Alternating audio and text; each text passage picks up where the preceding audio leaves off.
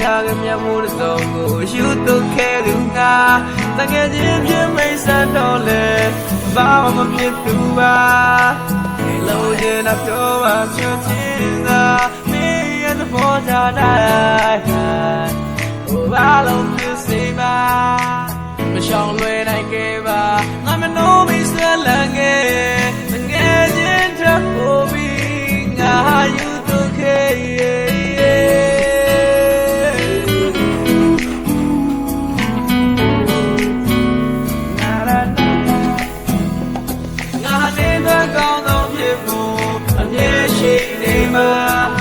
ဆိုလို့နဲ့နာကယူသွနေသူမှာ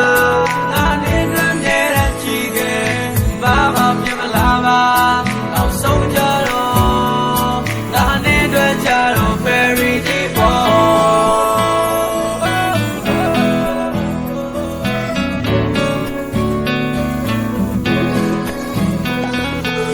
အလုံးတဲ့ရေဦးပြီးရှူပေမဲ့လေ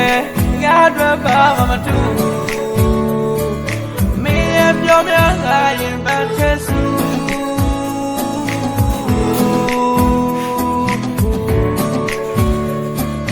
မင်းရဲ့ပြောပြလာတဲ့ဘာမှတင်းတဲ့ကောင်းဆုံးဖြစ်ဖို့အမြဲရှိနေမှာ